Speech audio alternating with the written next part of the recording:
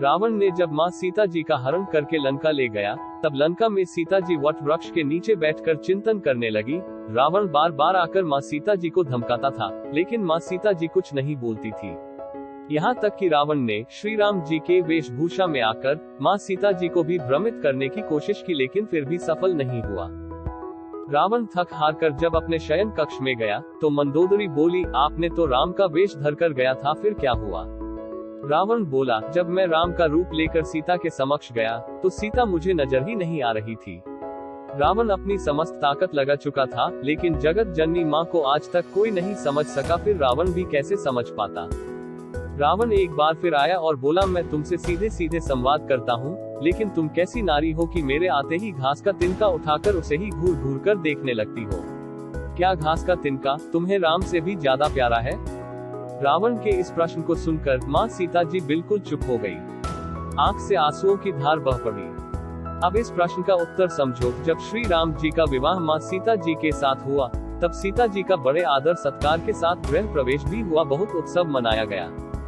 जैसे कि एक प्रथा है कि नववधू जब ससुराल आती है तो उस नववधू के हाथ से कुछ मीठा पकवान बनवाया जाता है, ताकि जीवन भर घर पर मिठास बनी रहे।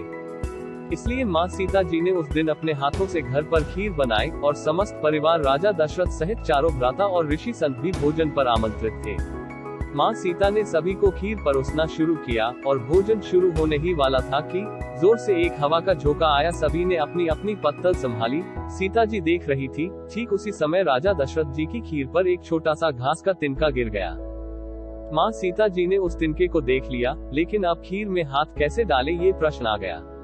मां सीता जी ने दूर से ही उस तिनके को घूर कर जो देखा, तो वो तिनका जलकर राख की एक छोटी सी बिंदु बनकर रह गया। सीता जी ने सोचा, अच्छा हुआ किसी ने नहीं देखा, लेकिन राजा दशरथ मां सीता जी का यह चमत्कार को देख रहे थे। फिर भी दशरथ जी चुप रहे और अपने कक्ष में चले गए और मां सीता जी को बुलवाया। फिर राजा दशरथ बोले, मैंने आज भोजन के समय आपके चमत्कार को देख लिया था। आप साक्षात जगत जननी का दूसरा रूप है, लेकिन एक बात आप मेरी जरूर याद रखना, आपने जिस नजर से आज उस तिनके को देखा था, उस नजर से आप अपने शत्रु को भी मत देखना। इसीलिए मां सीता जी के सामने जब भी रावण आता था, तो वो उस घास के तिनके को उठाकर राजा दशरथ जी की बात याद कर लेती थी। यही है उस तिनके का रहस्य। मां सीता जी चाहती तो रावण को उस जगह पर ही राख कर सकती थी, लेकिन राजा दशरथ जी को दिए वचन की वजह से वो शांत रही।